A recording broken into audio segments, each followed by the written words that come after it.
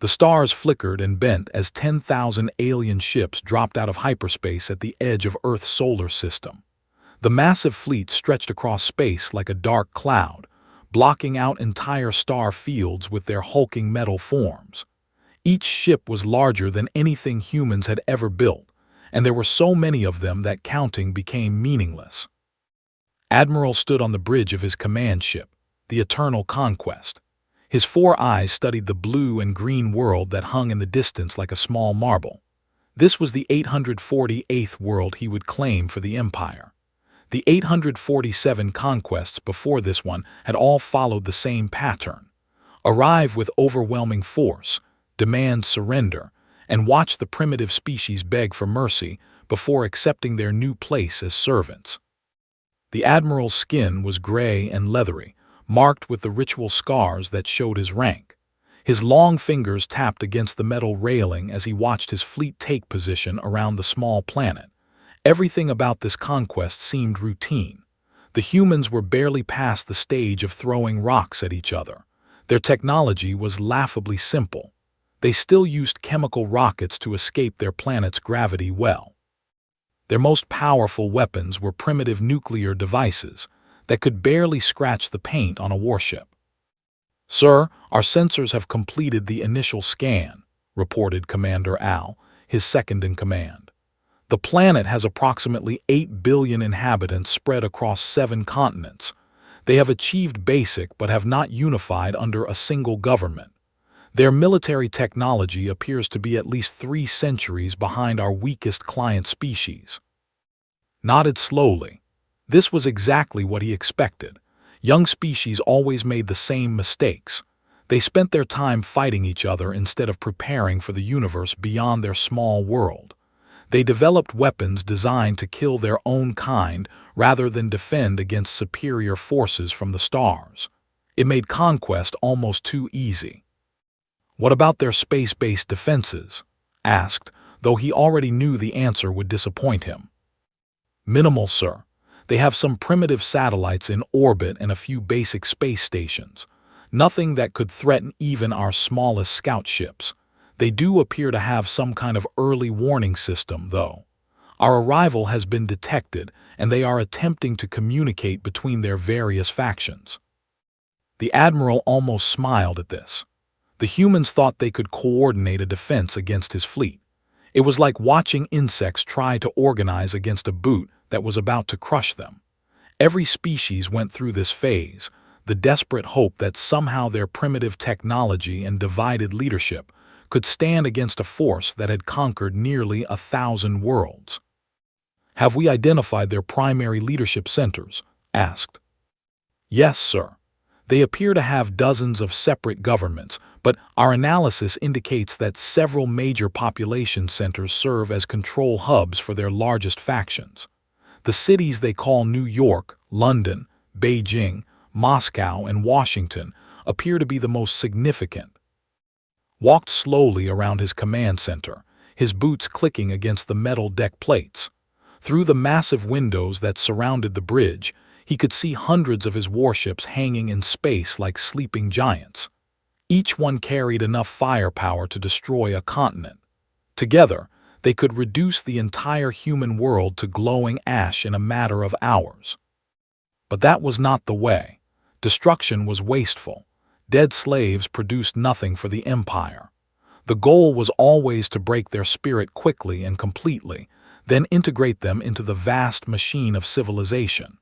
Humans would be useful for their creativity and adaptability, traits that many conquered species lacked after generations of service to the Empire. "Begin transmission of the standard surrender demand," ordered. "Use all known human languages. Make sure they understand that resistance is futile and that compliance will result in preservation of their species." The communications officer, a young whose scars were still fresh from his promotion ceremonies, began broadcasting the message that had been used successfully 847 times before. The translation computers had already analyzed human languages and could speak in hundreds of their primitive tongues. The message was always the same, regardless of the species receiving it. People of the third planet, you are now under the authority of the Empire. Your world has been selected for integration into our civilization. Resistance will result in the complete destruction of your species. Surrender will result in your preservation as a client race under our protection. You have one standard rotation of your planet to respond with your complete and unconditional submission. Any attempt to attack our forces will be met with immediate retaliation against your population centers. As the message beamed down toward Earth, expected the usual response. First would come panic as the various human governments realized they were facing something far beyond their ability to fight. Then would come desperate attempts at negotiation, offers of tribute, promises of cooperation in exchange for mercy. Finally would come the inevitable surrender as they realized that no amount of courage or determination could overcome the vast difference in technology and numbers. The Admiral had seen this pattern play out so many times that he could predict almost exactly how long each phase would take. Younger species usually collapsed into submission within hours. More mature civilizations might hold out for days, but never longer than a week. The sight of 10,000 warships was usually enough to break even the most stubborn species' will to resist. Hours passed as waited for the response. He used the time to review the intelligence reports on human society and culture. They were a violent species, constantly at war with themselves over resources, territory, and ideology. They had developed impressive art and literature for such a primitive people, but their science was crude and their philosophy confused. They believed in hundreds of different religions and could not agree on basic questions about the nature of existence. This internal division would make conquest even easier. Humans would likely begin betraying each other in hope of gaining favor with their new masters. Some would collaborate immediately, hoping to secure better treatment for themselves and their families. Others would resist futilely until the reality of their situation became impossible to deny. When the response finally came, it was not what expected. Instead of panic or immediate surrender, the humans sent a simple message that appeared to come from some kind of unified command structure. We acknowledge your presence and your message. We request 72 hours to discuss terms among our leadership before providing our response. For a moment, stared at the message in confusion. No species had ever asked for time before. They either surrendered immediately or were crushed so quickly that time became irrelevant. The idea that a primitive species would request a delay was so unprecedented that the Admiral found himself uncertain how to respond.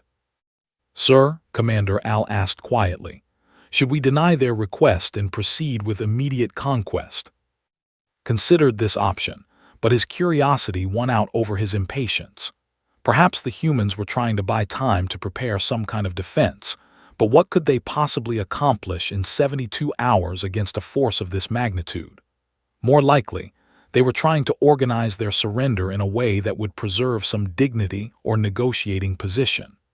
Either way, observing their behavior might provide useful intelligence for integrating them into the Empire. Grant their request, decided. Use the time to study their response patterns. I want to understand how this species thinks before we begin the integration process. As his communications officer sent the reply, settled back to wait. In 72 hours, the humans would learn what every other species in the galaxy had already learned, that the Empire was not something that could be negotiated with or resisted. It was simply something that was accepted, like gravity or death. What happened next would change everything. The 72 hours that followed were unlike anything Admiral had observed in his long career of conquest. He expected panic, desperate military preparations, or the collapse of human civilization as their governments fought over who would surrender first. Instead, the humans began doing something that made no sense according to any model of species behavior in the database. From his command ship, watched through powerful sensors as Earth transformed before his eyes. But it was not transforming in the way he expected. The humans were not building weapons or fortifications. They were not launching their primitive spacecraft in a futile attempt to attack his fleet. Instead, they seemed to be building something else entirely, and they were doing it with a speed and coordination that everything his intelligence reports had told him about human society. "Sir, we are detecting massive construction activity across the planet," reported Commander Al, his voice filled with confusion. "But the structures they are building do not match any known defensive patterns. They appear to be some kind of transmission arrays." Move to the main display screen, which showed a detailed view of Earth's surface. Across every continent, humans were working with incredible efficiency.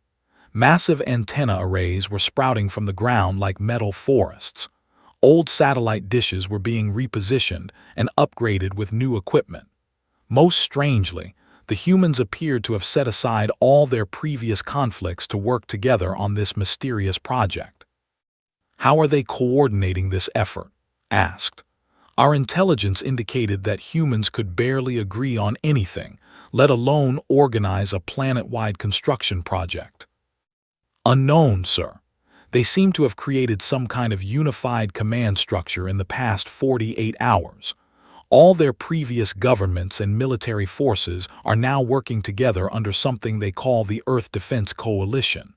But, sir, these are not defensive constructions." The Admiral studied the images more carefully. The humans were right. These were not weapons or shields. They were communication devices, but on a scale that seemed massively oversized for a planet-bound species. Why would they need transmission arrays powerful enough to broadcast across interstellar distances? Their own ships were barely capable of reaching their nearest neighboring planet. "What else are they doing?" asked. "This is where it becomes truly strange, sir. They appear to be broadcasting continuously on multiple frequencies. Not distress calls or attempts to contact other species for help, but something else entirely. Our translation computers are having difficulty understanding the purpose." "Show me." The main screen flickered and changed to display streams of human communications. What saw made him increasingly puzzled. The humans were not sending military intelligence or surrender negotiations. Instead, they were broadcasting art, music, literature, scientific knowledge, and what appeared to be personal messages from individual humans. "They are transmitting their cultural database," observed the ship's intelligence officer, an elderly with extensive experience in analyzing conquered species. "But why? And to whom? There are no other technological species in this region of space." Watched as the streams of data continued flowing from Earth. Human music filled the communication channels, everything from ancient classical compositions to contemporary popular songs. They were broadcasting images of their art, from primitive cave paintings to modern sculptures. Their literature was being transmitted in hundreds of languages, along with scientific papers, historical records, and philosophical treatises. But most strange of all were the personal messages. Individual humans were recording statements about their lives, their hopes, their beliefs, and their experiences. Children were drawing pictures and describing their dreams. Elderly humans were sharing stories of their long lives. Artists were explaining their work and their inspirations. "It is almost as if they are creating a complete record of their entire civilization," the intelligence officer said slowly. "But again, for what purpose?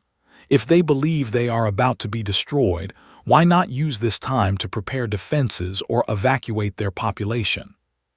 As the hours continued to pass, the scope of the human project became clearer. They were not just recording their culture, they were documenting every aspect of human existence with incredible detail. Every piece of knowledge their species had accumulated was being digitized and transmitted. Every story was being told. Every song was being sung. Every scientific discovery was being explained. "Sir, we have detected something else," reported the communications officer. "Long-range sensors indicate that the human transmissions are not random broadcasts. They appear to be directed toward specific coordinates in deep space." "Show me the target coordinates." The display changed to show the galaxy from Earth's perspective, with bright lines indicating the direction of the human transmissions. Studied the pattern and felt something cold settle in his stomach. The transmissions were not being sent to empty space or to any known civilizations. They were being directed toward 47 different star systems, all at various distances from Earth. Cross-reference those coordinates with our long-range survey data, ordered. Within minutes, the answer came back, and it was not what the Admiral wanted to hear. Sir, our deep space monitoring stations have detected human signatures at 23 of those 47 coordinates. It appears that humans launched colony ships decades ago, long before our arrival. The ships are primitive and slow, but they appear to have successfully reached their destinations. For the first time in his career, Admiral felt uncertainty. The humans had colonies. Not many and not large ones, but enough to ensure that their species would survive even if their home world was destroyed. And now they were transmitting everything, their entire civilization's worth of knowledge and culture, to those distant colonies. How long until the transmissions reach the colony ships? He asked. At light speed, the signals will take between 15 and 200 years to reach the various colonies, depending on distance. But, sir, there is something else. The colonies appear to be responding. We are detecting return transmissions from at least 12 of them. Turned to face his command staff, and for the first time in decades, he saw his own uncertainty reflected in their faces. In 847 previous conquests, nothing like this had ever happened. Species either fought futilely and were destroyed, or surrendered immediately and were absorbed into the empire.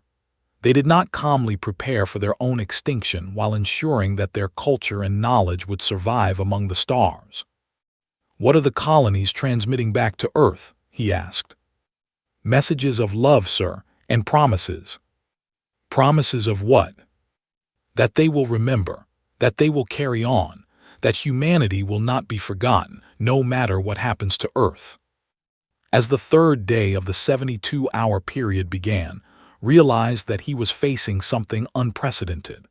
The humans were not trying to save their lives, they were trying to save their souls. They had accepted that Earth might be destroyed, but they were ensuring that everything that made them human would survive in the colonies scattered across dozens of star systems. The Admiral had conquered 847 worlds, but he had never encountered a species that had prepared for defeat by ensuring their victory.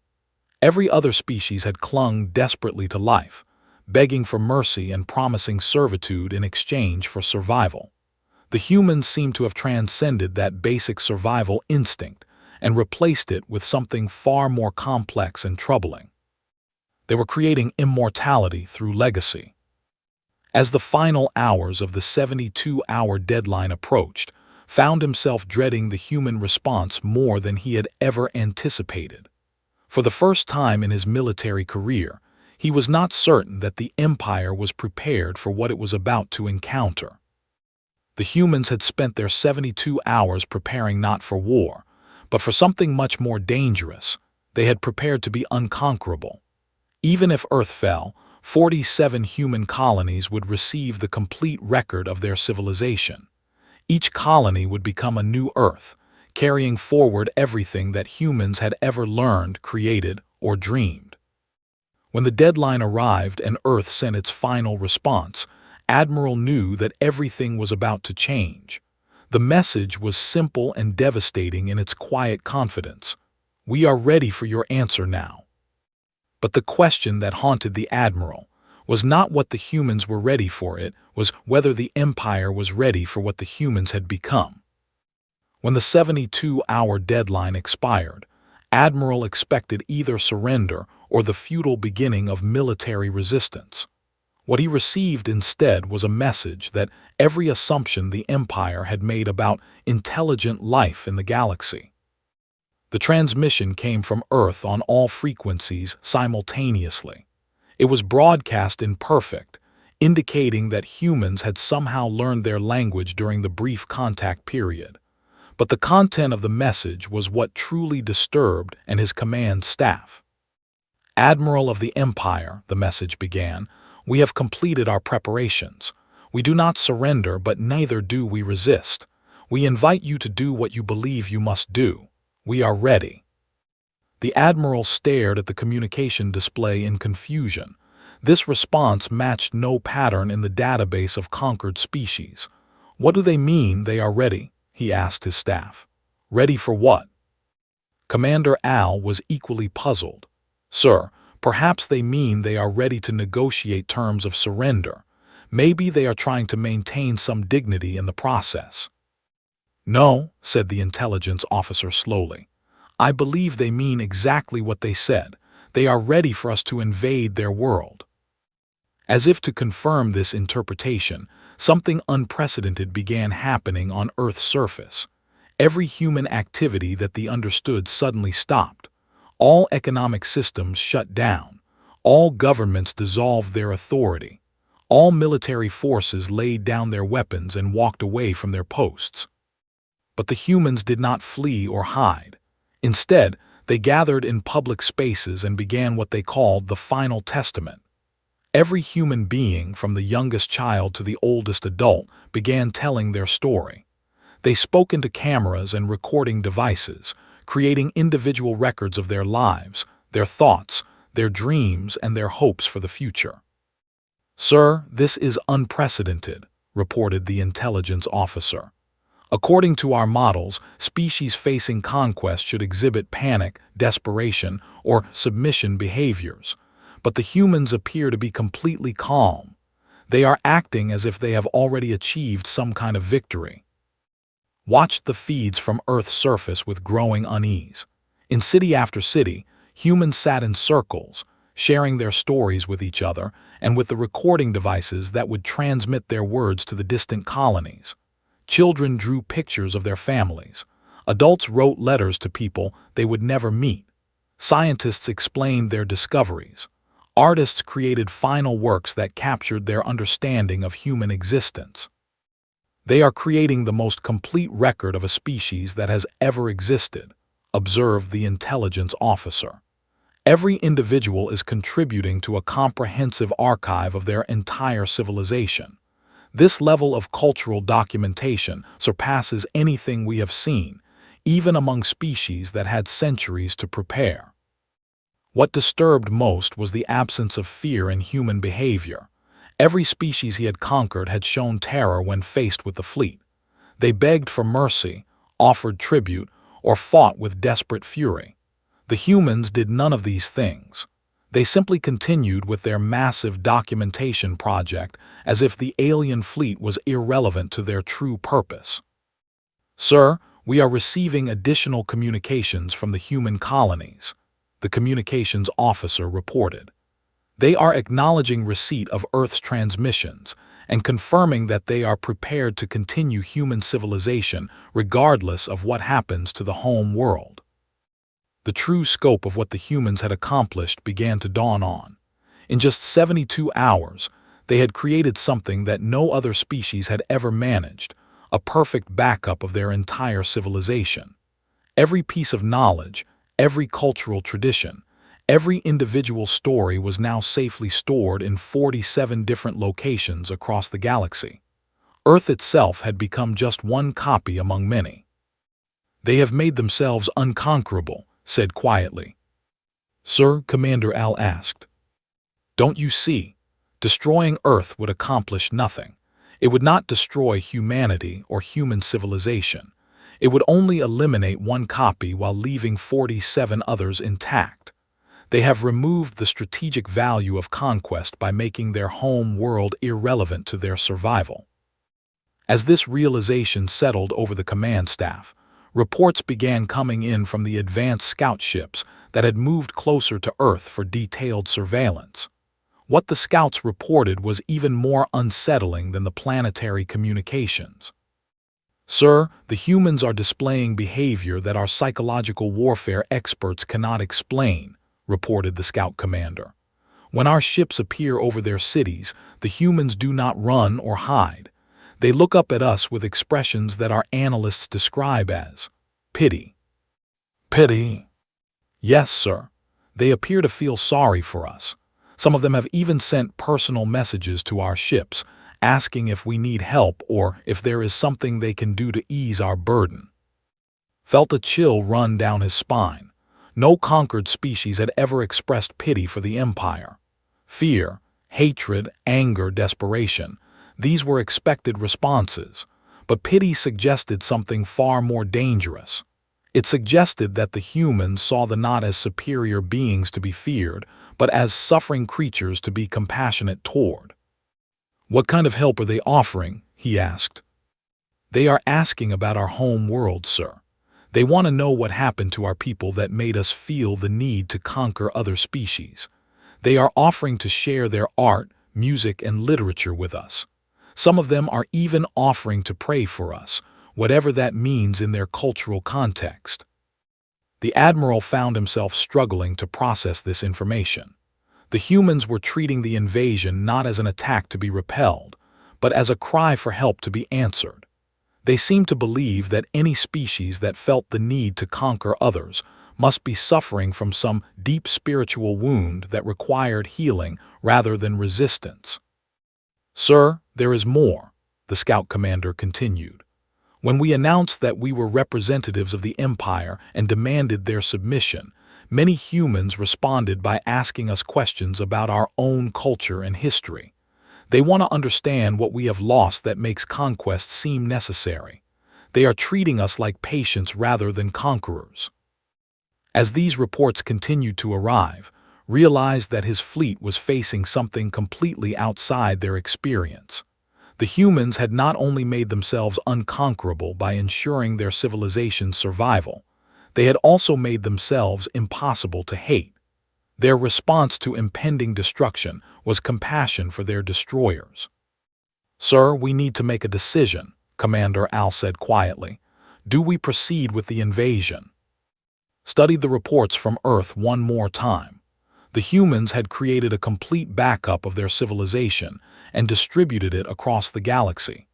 They had documented every aspect of their existence with unprecedented thoroughness. They had faced the prospect of extinction with dignity, grace, and even compassion for their would-be conquerors. Most disturbing of all, they had done it in just 72 hours. "What have we become?" asked quietly.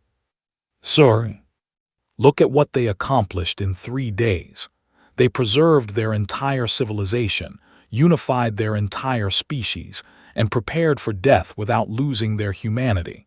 What have we accomplished in 1,000 years of conquest?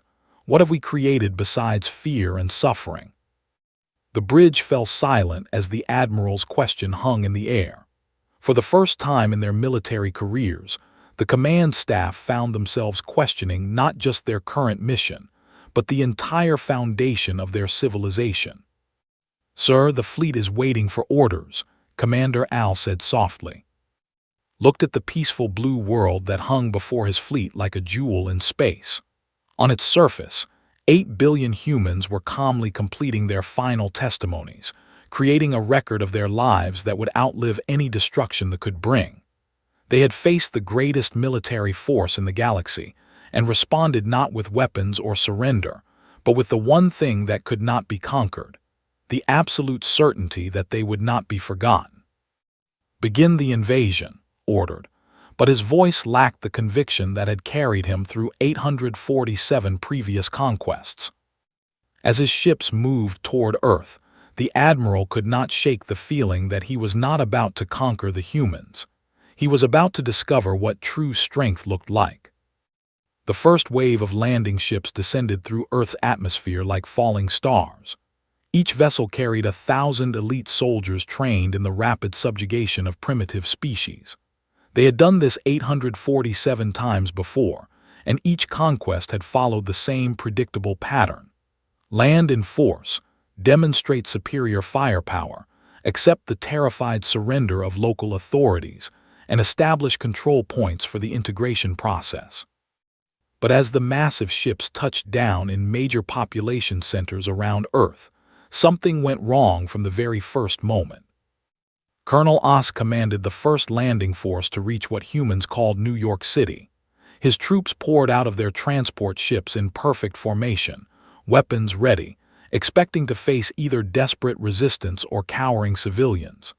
Instead, they found thousands of humans standing calmly in the streets, watching the alien arrival with expressions of peaceful acceptance.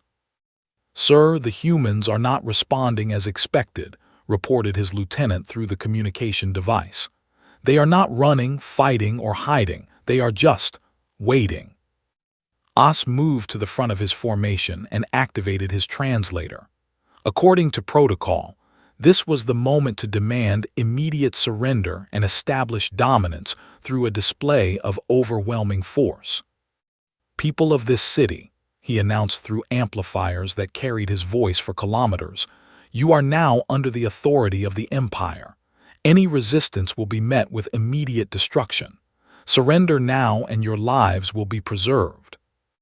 The response was unlike anything in the colonel's extensive experience of conquest. Instead of falling to their knees or fleeing in terror, the humans began to approach his soldiers. Not aggressively, but with the slow, careful movements of people trying not to frighten a dangerous animal. An elderly human woman was the first to reach the formation. She looked up at Os with eyes that held no fear, only a deep sadness that made the battle-hardened soldier uncomfortable in ways he could not explain. "You must be tired," she said softly. "Coming all this way across space to hurt people you don't even know. What happened to your world that made you believe this was necessary?" Os stared down at the old woman, his weapon trained on her, but found himself unable to speak. In 30 years of military service, no one had ever asked him why he fought. The question seemed to pierce through his armor and touch something deep inside that he had forgotten existed. Other humans began to gather around the soldiers, and their behavior became increasingly disturbing to the invasion force. They did not beg for mercy or offer tribute. Instead, they asked questions that no conquered species had ever asked. "Are your children safe on your home world? Do you have families you miss? What do you hope to find here that you couldn't find at home? Would you like to hear some of our music? It might help you feel less lonely." Colonel Os tried to maintain discipline among his troops, but the human responses were having an effect that no amount of training had prepared them for. Soldiers who had participated in dozens of conquests found themselves lowering their weapons and trying to answer questions that seemed to cut straight to their hearts. "Sir," his lieutenant reported privately, "the troops are becoming unsettled. The humans are treating us like lost relatives rather than conquerors. Some of the soldiers are asking questions about why we're here." Similar reports were coming in from landing zones across the planet. In London, a commander found himself surrounded by humans offering tea and asking if his soldiers needed medical attention after their long journey through space. In Tokyo, children drew pictures for alien troops and asked if they wanted to learn how to fold paper cranes. In Moscow, humans began singing traditional songs that somehow managed to convey universal themes of loss, hope, and healing even through the translation barriers. Admiral received these field reports with growing alarm. Nothing in the military manual covered this situation. Their enemies were supposed to fight or surrender, not attempt to heal the spiritual wounds of their conquerors. "Sir," Commander Al reported from the command ship, "we are detecting a significant problem among the landing forces. Morale is dropping rapidly, and several units are reporting difficulty maintaining aggressive postures." "What do you mean?" demanded. "The humans are asking our soldiers to explain their motivations for conquest. Many of our troops are having trouble articulating why we need to invade other worlds.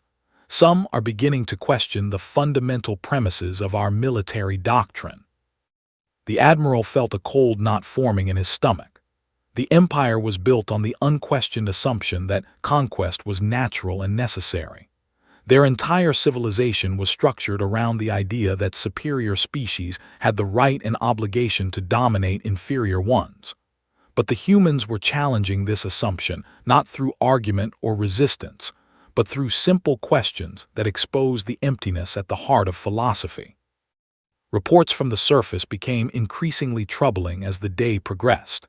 In Beijing, a squad leader found himself crying for the first time in his adult life as elderly humans shared stories of their own experiences with war and loss. Soldiers discovered that humans had prepared food for them, somehow knowing that the alien troops had been surviving on military rations during their long journey from home. Most disturbing of all were the reports of humans asking to see recordings of culture and art. They wanted to understand what the alien civilization was like before it became focused on conquest. They expressed genuine curiosity about music, literature, and traditions subjects that most themselves had forgotten in their drive for military expansion. "Sir, we have a serious situation developing," Colonel Oss reported from New York. "My troops are beginning to ask why we left our home world to come here. Some of them are starting to remember things they had forgotten: families, dreams, interests that had nothing to do with military service. The humans are somehow awakening memories that our training was supposed to suppress." Realized that the humans had stumbled upon the greatest weakness in society. For centuries, their culture had suppressed individual thought and emotion in favor of collective military purpose. Soldiers were trained from childhood to forget their personal desires and focus only on the expansion of the empire. But the humans' gentle questions and obvious compassion were breaking through that conditioning, reminding soldiers that they had once been people with hopes and dreams beyond conquest. "Order all units to complete the pacification process immediately," commanded. "Use whatever force is necessary to establish control." But even as he gave the order, the admiral knew it was too late. The damage had already been done. For the first time in 1,000 years, soldiers were remembering who they used to be before they became instruments of empire. The reports from the surface confirmed his fears. When ordered to use force against the peaceful humans, many soldiers hesitated. Some refused outright. A few even laid down their weapons and sat with the humans, trying to understand how a species could face extinction with such grace and dignity. "Sir," Commander Al said quietly, "we may need to consider withdrawal and bombardment from orbit. The ground forces are becoming unreliable." Looked at the peaceful blue world that had somehow defeated his soldiers without firing a shot.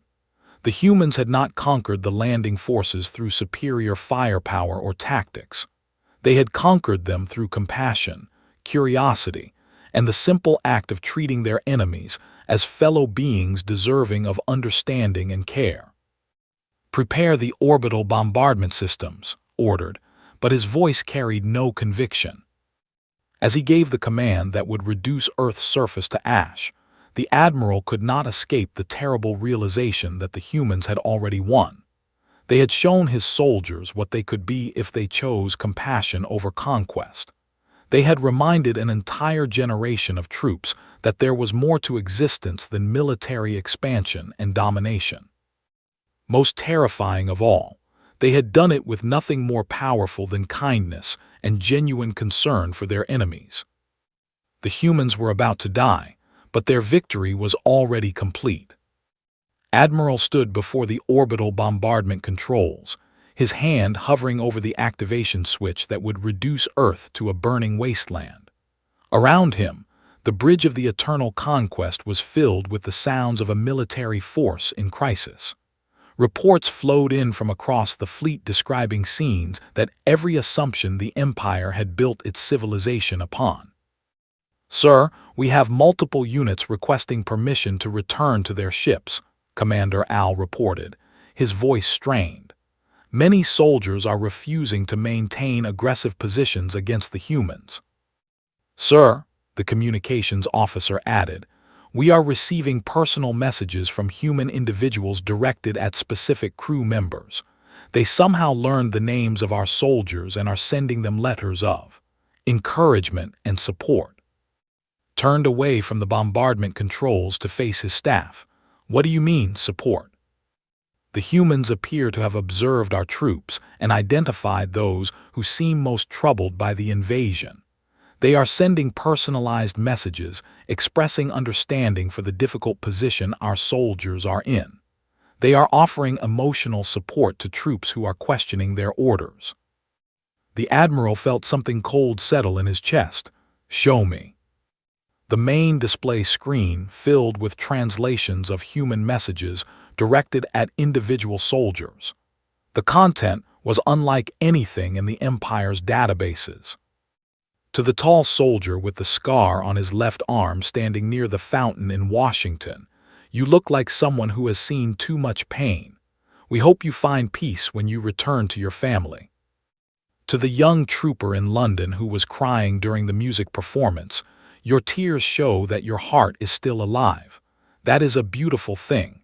Don't let anyone convince you otherwise." To Commander Oss in New York, "We can see that you are a good person forced into a terrible situation. You have our forgiveness for what you feel you must do, and our hope that someday you will remember who you wanted to be before you became who you had to be." As read message after message, he realized that the humans had accomplished something impossible. They had looked at an invading army and seen not enemies to be defeated, but individuals to be saved. Even in their final hours, they were trying to heal the spiritual wounds of those who had come to destroy them. "Sir, we have a more serious problem," reported the intelligence officer. "The human communications to our troops are being transmitted throughout the fleet on our own communication channels. Every crew member in the Armada is hearing these messages."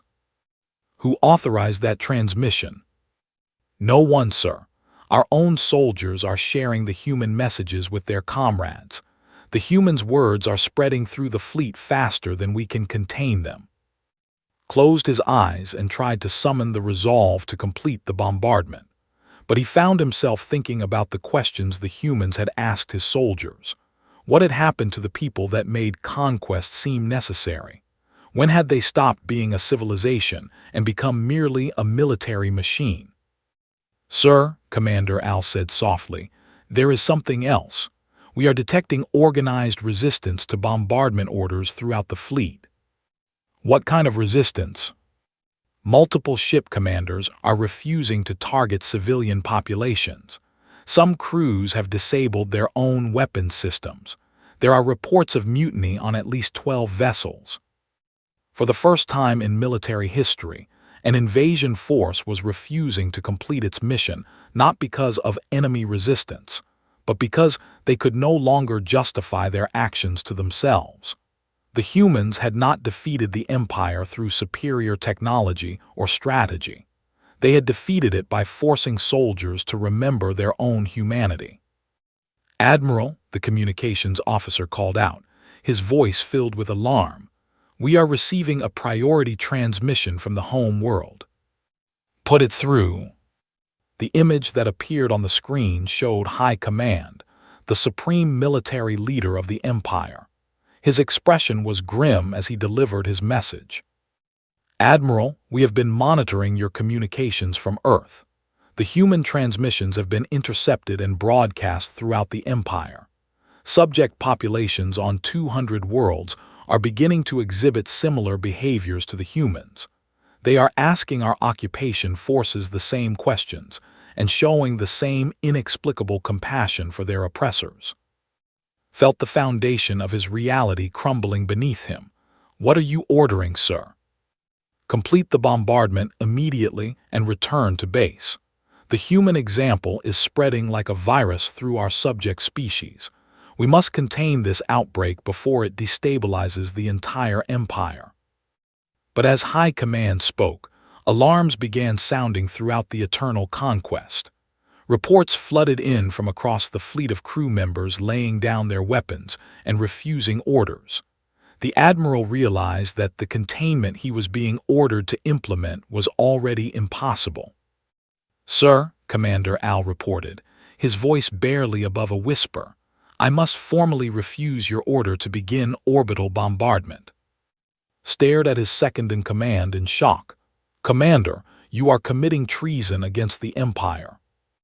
"Yes, sir, I am. But I can no longer participate in the destruction of people who have shown us more kindness and understanding in 3 days than our own civilization has shown its citizens in 1,000 years.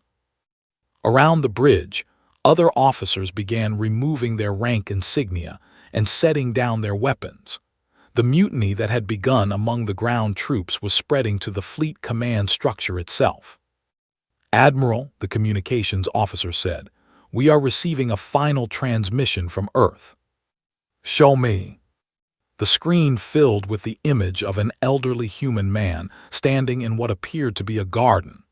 Behind him, people of all ages were gathered peacefully, still continuing their great documentation project even as alien ships hung overhead preparing to destroy them. "People of the fleet," the man said in perfect, "we know that many of you are struggling with difficult choices today. We want you to know that whatever you decide, we understand. You are not responsible for the systems that shaped you, and you are not defined by the orders you have received. We have heard the questions you are asking about your own civilization, and we hope you will find the courage to seek answers when you return home." The man paused and looked directly into the camera, as if he could see through space to the alien ships above. "We also want you to know that in the time we have been given, we have created something that cannot be destroyed. In 47 star systems, human colonies are receiving everything we are: our art, our science, our stories, and our dreams. But most importantly, they are receiving the story of what happened here, how a species chose compassion over fear, understanding over hatred, and hope over despair, even in the face of extinction." Tears began flowing down the old man's face, but his voice remained steady. "They will know that when faced with beings who came to destroy us, we chose instead to try to save them. That is our gift to the galaxy, proof that love is stronger than fear, that understanding is more powerful than conquest, and that the greatest victory is to transform your enemies into friends." As the transmission ended, Admiral realized that the humans had achieved something no military force in galactic history had ever accomplished. They had won a war by refusing to fight it. They had conquered an empire by insisting on loving their enemies. They had achieved immortality not through superior technology, but through the simple decision to remain human even when it would have been easier to become monsters. "Sir," Commander Al said quietly, "what are your orders?" Looked around his bridge at the faces of soldiers who had spent their lives serving an empire built on the suffering of others. For the first time, he saw them not as instruments of conquest, but as people who had been the right to choose their own path. "Signal the fleet," he said finally. "We are returning home." "Sir," without completing the mission. "The mission is complete, Commander. The humans have taught us something far more valuable than another conquered world. They have taught us what we could become if we chose to be something other than what we have always been." As the fleet began its long journey back to their home system, Earth continued its transmissions to the stars. The story of humanity's last stand spread through the galaxy, carried by traders and travelers to every corner of known space. Within a generation, the empire had collapsed as subject species everywhere began asking the same gentle questions that had broken the hearts of Earth's invaders. The humans had been right. Love was stronger than fear. Understanding was more powerful than conquest. And in the end, the greatest victory was to transform your enemies into friends. 47 human colonies received Earth's final transmissions and used them to build new civilizations based not on dominance, but on compassion. They became the teachers of a galaxy that had forgotten how to dream of something better than endless war. And in the ruins of the empire, former soldiers learned to be human again, guided by the memory of a species that had faced extinction with such grace that even their destroyers could not bear to destroy them. Humanity had lost their home world, but they had won the galaxy.